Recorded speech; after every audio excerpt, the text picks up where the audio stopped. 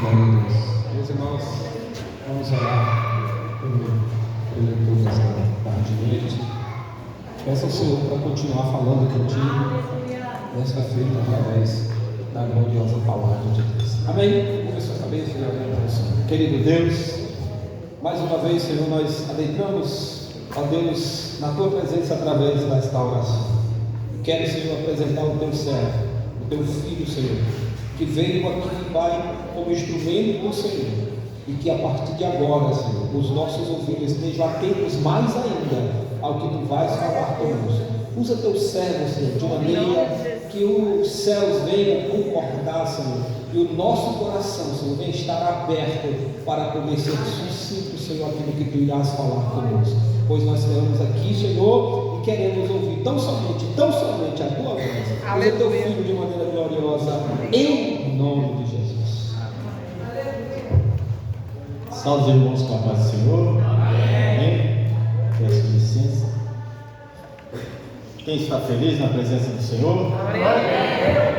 Quem crê que Deus tem uma palavra para nós? Amém. Antes de mais nada, meus irmãos, gostaria de agradecer o convite do Valmir, da Deise, que são amigos em Cristo, que nós pudemos obter aqui em Portugal. Também gostaria de agradecer imensamente ao pastor Jorge, que sempre nos recebe muito bem, aos demais obreiros que compõem essa casa. Também gostaria de agradecer as pessoas que estão me acompanhando, minha digníssima esposa, linda, bela, chique. Também a missionária Josi, que é um instrumento, uma ferramenta de Deus na minha vida. Deus tirou ela lá do Pará, só para vir ter comigo. Olha a viagem. Receba os ouvidos. Também estou acompanhado com a nossa amiga Rayana, que também faz presente, grávida ali, tranquilinha, dela. Amém? Meu amigo que está lá no fundo, Emerson, nos vemos todo dia. Também está aqui o Felipe Sucre, nosso colega. Irmãos, sem mais delongas, abram vossas Bíblias na segunda carta de Paulo a Timóteo, no capítulo de número 1, que é o tema deste culto. Bem, assim como o irmão Valnei disse, ele estava orando a Deus, buscando um tema, e eu já estava ali meditando nessa palavra, e eu creio que veio de encontro com a vontade de Deus. Então, por isso, vamos meditar um pouco sobre essa palavra. Amém? Segunda carta de Paulo a Timóteo, capítulo de número 1, a partir do versículo de número 6. Mas eu vou ler a partir do versículo de número 3, para a gente chegar lá, para estar contextualizado daquilo que Paulo está falando. Então diz assim: dou graças a Deus, a quem desde os meus antepassados sirvo, com a consciência limpa, porque sem cessar lembro de você nas minhas orações noite e dia. Lembro das suas lágrimas e estou ansioso por ver você, para que eu transborde de alegria. Lembro da sua fé sem fingimento, a mesma que primeiramente habitou em sua avó Lóide e em sua mãe Eunice, e estou certo de que habita também em você. Por esta razão venho lembrar-lhe que reavive o dom de Deus que está em você, pela imposição das minhas mãos, porque Deus não nos deu espírito de covardia, mas de poder, de amor e de moderação. Amém? Tome o seu lugar, você pode, em nome de Jesus. Meus irmãos, há muitas pessoas que vêm vivendo momentos de muita instabilidade em seus respectivos ministérios, vivem com conflitos internos e muitas lutas externas também. Há pessoas com dificuldade de se posicionar, com medo de sofrer perseguição, com medo de ser taxado como fanático, como fanática, com medo de perder a simpatia das pessoas que estão à sua volta. Mas também há pessoas que enfrentam dificuldade no exercício da sua vocação, perseguida muitas vezes por pessoas do lado de fora da igreja mas também muitas vezes perseguida por pessoas do lado de dentro. E é nesses momentos que é natural que a tristeza, o sentimento aflore no seu coração, e sem que essa pessoa perceba, ela venha deixar de buscar a Deus como buscava em outro momento. Ela é atingida por essas perseguições, ela é atingida pelas dificuldades que ela vive no seu ministério, e com isso, sorrateiramente, sem que ela perceba, ela vai deixando de se consagrar, de buscar a Deus, de orar, de frequentar os cultos, de se preocupar com as coisas do alto. Essa pessoa começa a ser atingida, e quando ela toma consciência disso, muitas vezes essa pessoa, ela vai buscar uma força do lado de fora, ela vai buscar uma motivação do lado de fora, ela vai buscar uma inspiração do lado de fora, vai buscar um poder do lado de fora, mas na verdade o poder, a motivação não estão do lado de fora, estão do lado de dentro. E é sobre exatamente isso que Paulo está falando com Timóteo. Por quê? Porque Timóteo está vivendo no momento em que a igreja está sendo perseguida por Nero.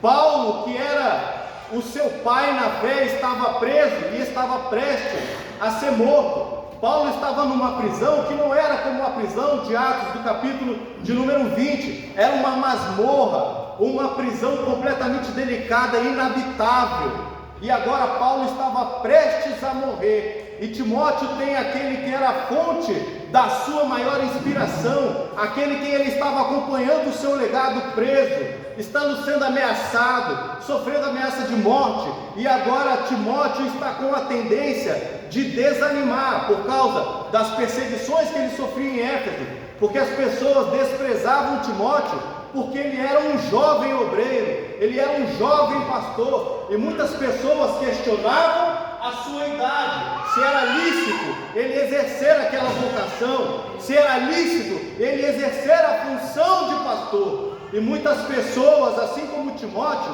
têm a tendência de desanimarem de acordo com as perseguições, de acordo com as circunstâncias que ele está vivendo. Então Paulo está escrevendo essa carta para encorajar Timóteo. Paulo escreve essa carta com um caráter mais pessoal, para alguém que ele considerava o seu filho na fé, alguém que continuaria o seu legado apostólico. O objetivo de Paulo é que Timóteo seja fiel ao seu ministério, que ele combata as falsas doutrinas e que ele pregue então somente a palavra de Deus.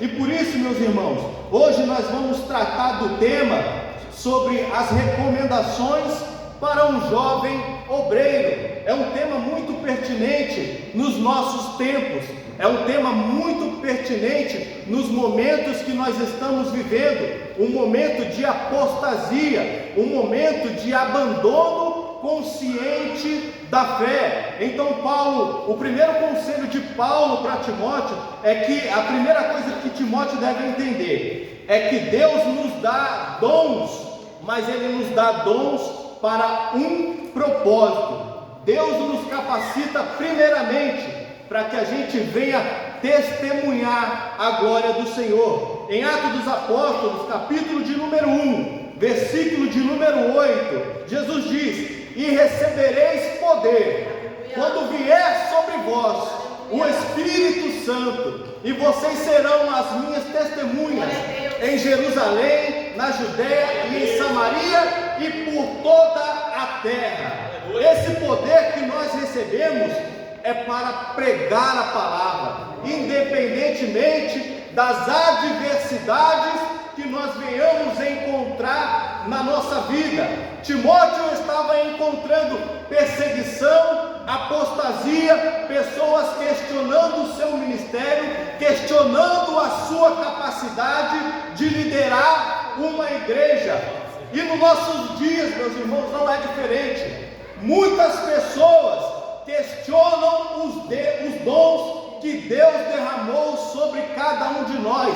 Muitas pessoas questionam se é lícito que nós atingimos um lugar de líder de jovens, é muitas pessoas que questionam o ministério que Deus tem na nossa vida.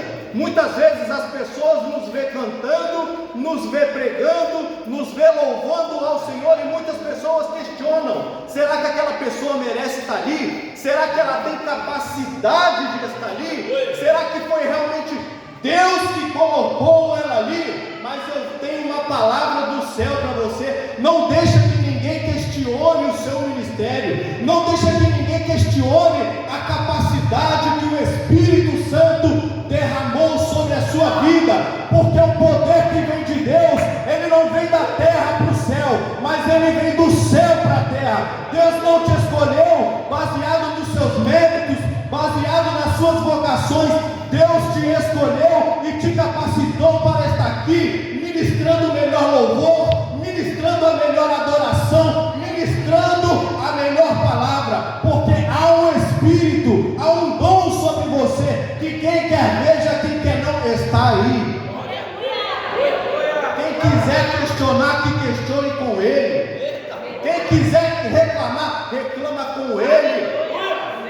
Não foi você que pediu o dom, Deus te deu por livre graça. É verdade. Ah, mas ela não canta legal. Reclama com Deus. Ah, mas ele não prega. Reclama com Deus. Foi ele que me escolheu. Aleluia. Foi ele que derramou sobre mim. Em Atos dos Apóstolos, no capítulo 4, há uma grande perseguição contra a igreja.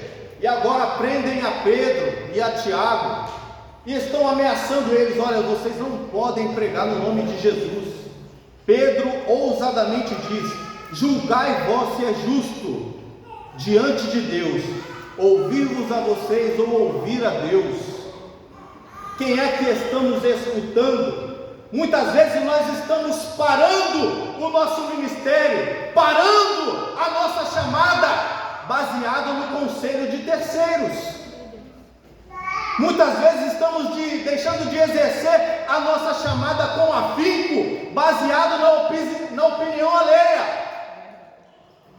Deus te escolheu, Deus te levantou, Deus te tirou do monturo do pecado, lavou as suas vestes, te colocou de pé, para que hoje você estivesse aqui, dando glória a Deus e aleluia, dizendo que Ele é bom e que a sua misericórdia ela dura para todo sempre.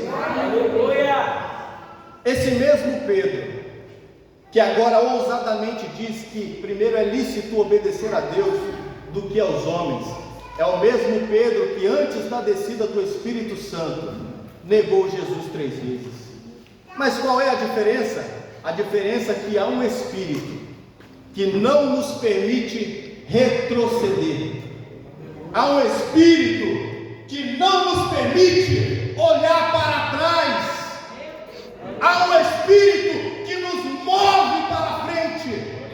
Há um Espírito que nos faz superar os obstáculos. Aleluia! Há um Espírito que nos capacita. Há um Espírito que nos fortalece quando nós estamos fracos. Há um Espírito que nos capacita para as missões mais sublimes da terra. Há um Espírito sobre você que não te permite olhar para trás, que não te permite retroceder. Há um Espírito sobre você, jovem. E por mais que hoje, se você estiver aqui desanimado, pensando em largar tudo, pensando que você não tem oportunidade, há um tempo determinado sobre todas as coisas. E o seu tempo é hoje, é já. O Espírito Santo me trouxe aqui para te dizer que Ele está sobre você. O Espírito Santo me trouxe aqui para te dizer que a ordem é para marchar. A ordem é para continuar. Mas eu estou tomando pedrada, continue. Mas tem um obstáculo, passe por cima. O Espírito Santo nos capacita, nos fortalece, nos dá asas para voar. Não podemos parar, porque esse Espírito nos impulsiona para frente. É para frente que se anda e é para o alto que se olha. Precisamos continuar. nós não podemos enterrar os nossos talentos. Em Mateus capítulo 25, versículo 28, Jesus conta as parábolas dos talentos, e Jesus diz que para um homem ele deu 5 talentos, para o segundo ele deu 2, e para o terceiro ele deu 1. O que tinha 5 granjeou os seus talentos, trabalhou os seus talentos, desenvolveu os seus talentos e conseguiu mais 5. O segundo, da mesma forma, granjeou os seus talentos, desenvolveu os seus talentos, não aceitou o conformismo, não aceitou apenas estar sentado num banco escutando uma palavra, não, ele granjeou os seus talentos, ele se colocou à disposição, e por isso ele conseguiu mais 2 talentos. Mas o terceiro tinha apenas 1 talento, e o que ele fez? Enterrou o seu talento, temendo a severidade do seu senhor.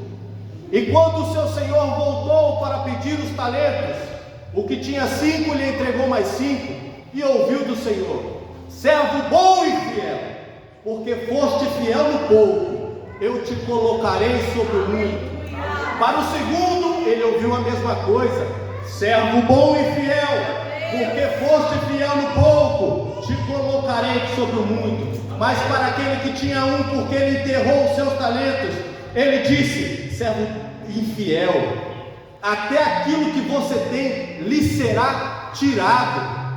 Por isso, nós precisamos entender que nós estamos numa geração que muitos estão enterrando os seus talentos, muitos estão colocando debaixo da terra, muitos que já estão capacitados, muitos que o Espírito Santo já está sobre você, já fez uma obra sobre você, mas você está permitindo com que o conformismo tome conta da sua vida. Você não se coloca à disposição. Mas hoje Deus me trouxe aqui te pedindo que avance, se levante, se coloque de pé, trabalhe os seus talentos, porque os seus talentos não são teus, os seus talentos foram Deus que te deu, e haverá um dia que Ele voltará e nos perguntará: aonde está os talentos que eu te dei? Aonde está o talento que Deus te deu, jovem? Aonde está os talentos que Deus te deu? Precisamos granjear os nossos talentos. Tem muitas pessoas que estão inconformadas apenas a vestir uma roupa bonita e vir para o culto. Há talento sobre você, se coloque à disposição. O dom de Deus é para avançar, não é para retroceder. O dom precisa ser exercitado, assim como um músculo que não é exercitado, ele atrofia. O dom de Deus, quando ele não é exercitado, ele também atrofia. O que adianta ser uma igreja cheia de dons, se não nos colocamos à disposição do reino de Deus? Há muitas pessoas que pregam muito bem, que cantam muito bem, que louvam muito bem, que tocam muito bem, mas estão enterrando os seus talentos. Mas hoje o Espírito Santo me diz que Ele virá sobre essa igreja, que Ele virá sobre essa nação, e Ele colocará de pé aquele que está caído, e Ele está desenterrando dons para a glória de Deus.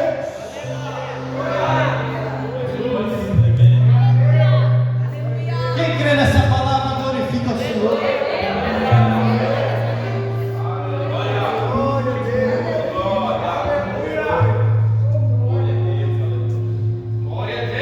Deus só dá arma para quem vai para a guerra, irmão. Soldado que não vai para a guerra fica desarmado. Deus está nos equipando, Deus está nos concedendo a sua armadura, mas é para ir para o campo de batalha. Soldado não tem direito de estar sentado, tem que estar na guerra pelejando. Soldado é conhecido pela batalha, não é pelo uniforme que veste, é pela espada que utiliza. O segundo conselho que Paulo dá a Timóteo reacender a chama. Timóteo era alguém que tinha a tendência a se desanimar. Timóteo era alguém que tinha a tendência a esfriar. Por isso Paulo estava recorrentemente escrevendo cartas para o encorajar. É como se a chama do Espírito estivesse quase se apagando dentro de Timóteo. Por isso ele disse: reavivas o dom que está em ti. Se o fogo não for alimentado, irmãos, ele apaga. Para que o fogo permaneça aceso, o que é necessário? Colocar lenha. Sem lenha, o fogo não tem o que queimar, apaga. No livro de Levítico, capítulo 6, no versículo 12 e 13, diz: o fogo arderá continuamente sobre o altar e não se apagará, mas é preciso o sacerdote colocar lenha toda manhã, e aí sim o fogo arderá continuamente e não se apagará. Será que há lenha para queimar nessa noite? Será que você ainda tem lenha para colocar sobre um altar de adoração? Mas há quem diga: eu não tenho mais vontade de orar, é porque não tem lenha. Mas há quem diga: eu não tenho mais vontade de ler a palavra, porque não tem lenha. Mas se hoje você decidir colocar lenha sobre o altar, o fogo vai pegar, o fogo vai pegar, o fogo vai pegar.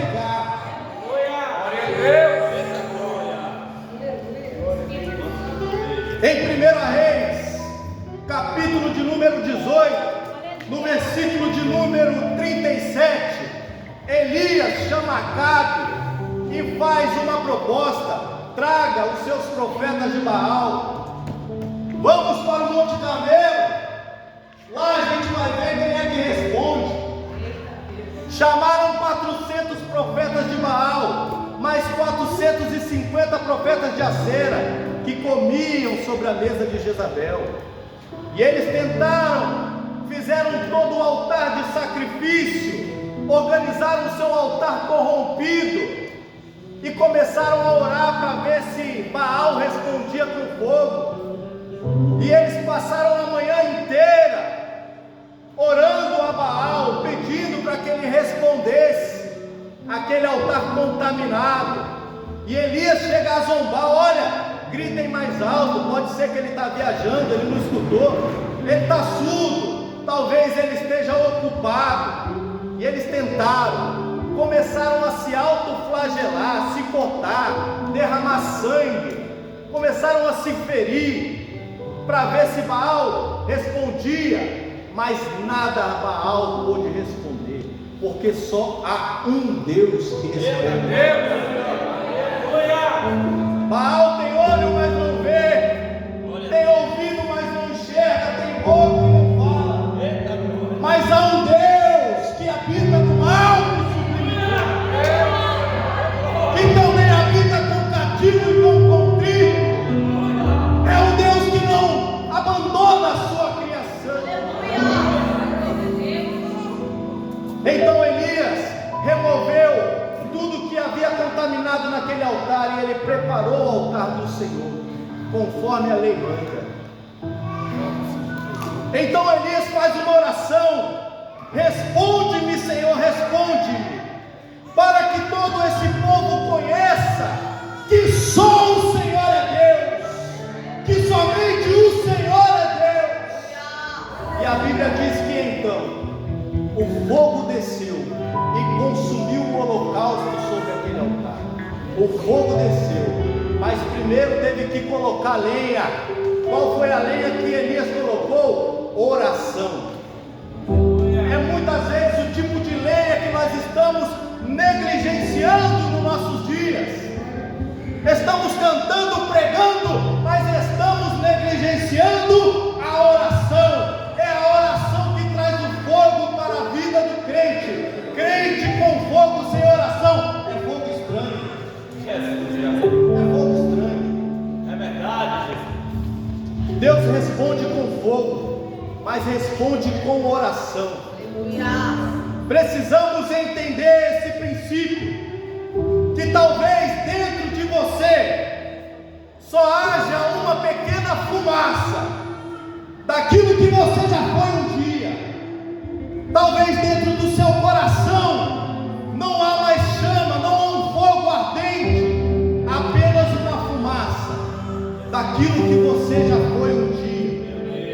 Mas hoje o Senhor está dizendo que se você ainda tem lenha para queimar, deposita sobre o altar, que hoje Ele vai responder com fogo. É hoje que Ele vai responder com fogo. Quem tem lenha para queimar, levante a sua mão e glorifique ao Senhor Jesus.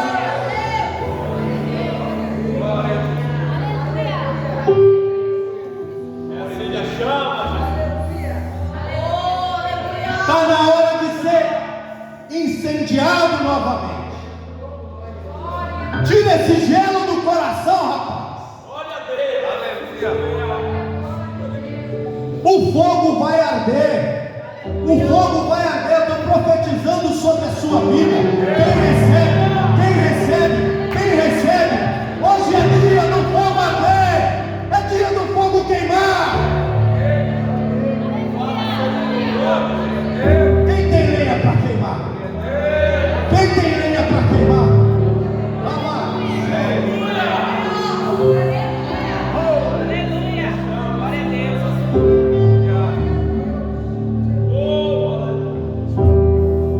Reaviva o dom de Deus que há em ti. Essa chama não pode se apagar. Somos movidos pelo fogo. Afinal, somos pentecostal. Somos pentecostal. Somos movidos pelo fogo. Somos provados pelo fogo. Refinados pelo fogo. Aprovados pelo fogo.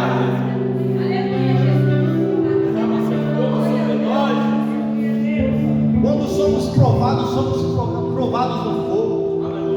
Mas o mesmo Deus que responde por fogo caminha conosco em meio ao fogo. É hoje, é o dia que Deus escolheu para nos incendiar. Portugal precisa ser incendiado e vai começar por Oliveira do Bairro. Vai começar por Oliveira do Bairro. O fogo arderá continuamente e não se apagará. Oliveira do Bairro tem sido colocado como uma igreja matriz. Pode dizer que não seja, alguns digam que não, mas a gente vê saindo fogo desse altar. Quando pisamos aqui, a chama acende, porque há homens de Deus aqui em consagração, em oração, em jejum.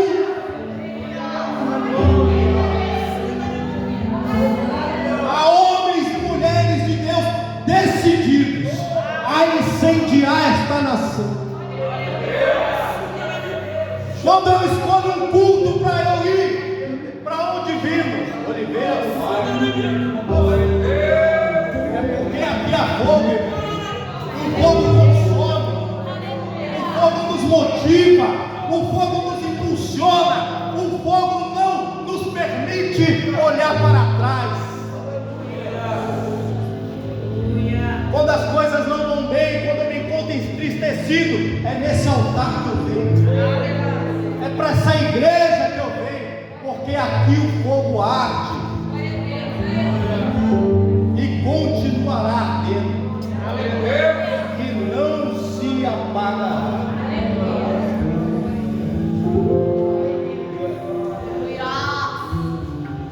O Espírito nos dá poder, amor e moderação.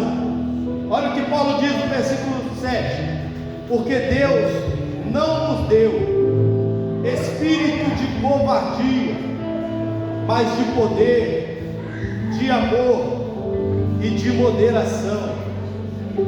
Essa palavra poder no grego é dunamis, que significa capacitação de Deus para cumprir uma missão. Talvez você não saiba, mas cada um de nós temos uma missão. É pregar o Evangelho, é testemunhar Jesus Cristo sobre essa nação. E como encontramos pessoas que não acreditam em Deus? Não é verdade? Vocês já andaram por aí? Já perguntaram se algumas pessoas acreditam em Deus? Essa semana, eu não vou nem olhar para o cidadão, mas tivemos uma discussão lá no trabalho, um rapaz dizendo que Deus não existe, que Deus é isso, Deus é aquilo. Tem um rapaz aí que defendeu a causa do Evangelho com maestria. E ele está aqui, tá, irmão? Ele está aqui e defendeu com maestria. Sabe por quê? O fogo que queima aqui atinge aí também. O fogo que queima aí também. Nós temos poder, nós temos capacitação. Não é da engenharia, não é da arquitetura, não é da língua portuguesa, é capacitação do alto. Capacitação para a missão que Deus confiou a cada um de nós para cumprir a sua missão, mesmo que em meio à dificuldade. E dificuldade nós encontramos. São pessoas que nos jogam pedra, são pessoas que desconfiam do nosso caráter, da nossa chamada, da nossa vocação, mas não nos importamos com isso. Por quê? Porque o poder de Deus está sobre cada um de nós, nos capacitando, olhando para frente, olhando para a missão, não desfalecendo, porque é um fogo que há dentro de cada um de nós, que nos impulsiona, nos capacita para viver, para vivenciar e para vencer cada missão que nos é dada. Aleluia. O amor é o amor ágape, que é a motivação correta para servir a Deus, não por obrigação, mas por amor a Deus e aos irmãos. Por quê? Porque há muitas pessoas que estão fazendo as coisas certas pela motivação errada.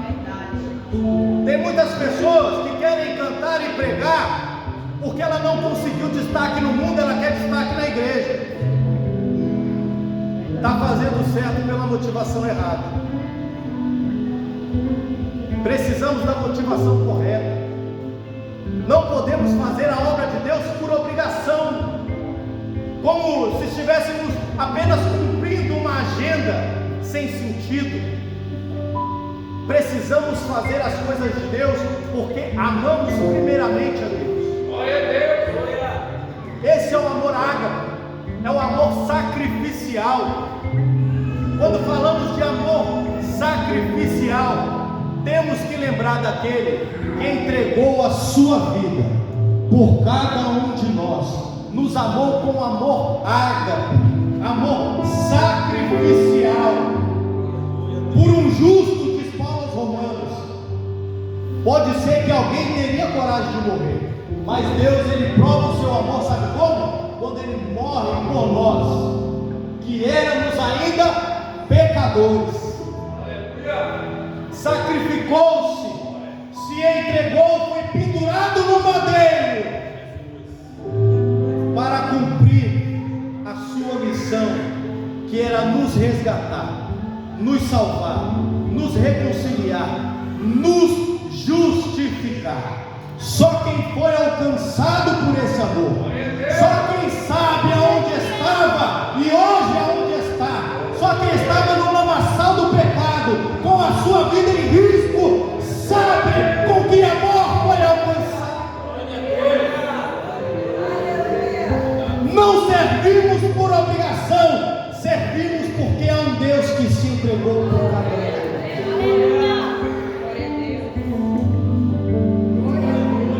E ele diz também que o Espírito nos dá equilíbrio.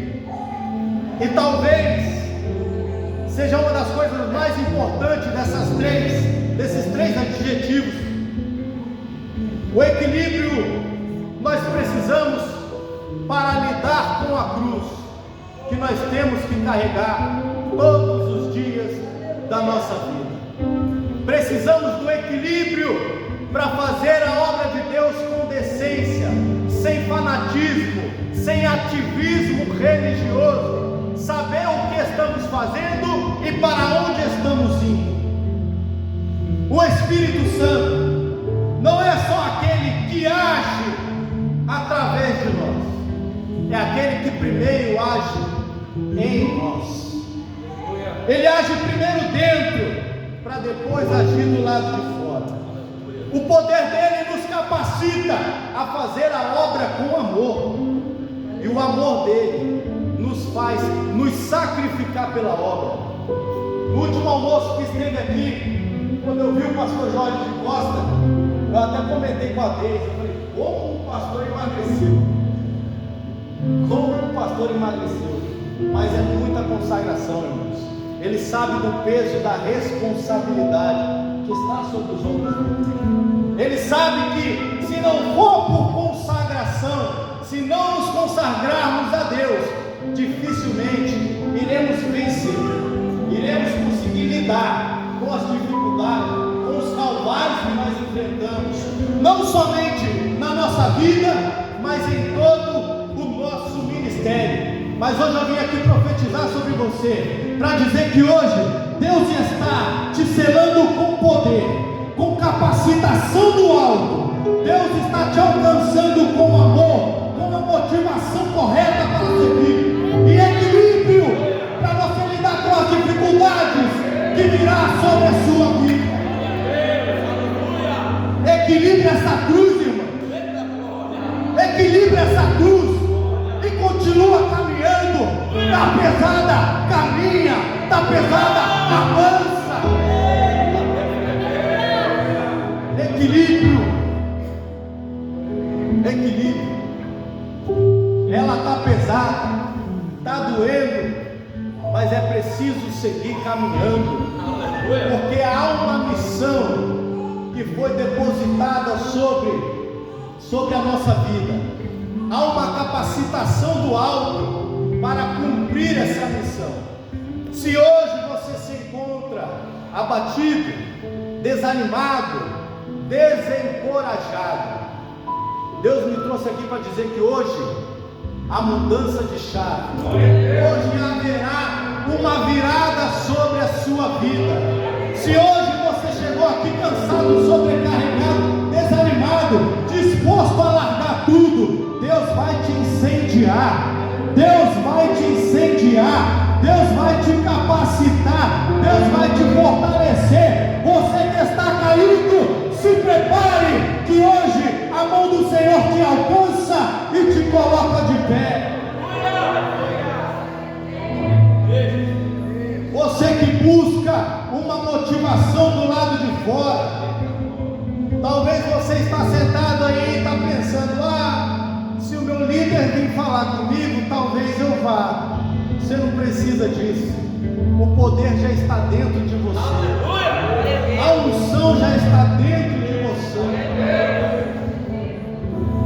Você não necessita de uma motivação do lado de fora. Você precisa reacender aquilo que arde do lado de dentro. Repito pela última vez: o fogo arderá continuamente e não se apagará. Quem tem lenha para queimar? Quem tem lenha para queimar? Se coloque de pé em nome de Jesus.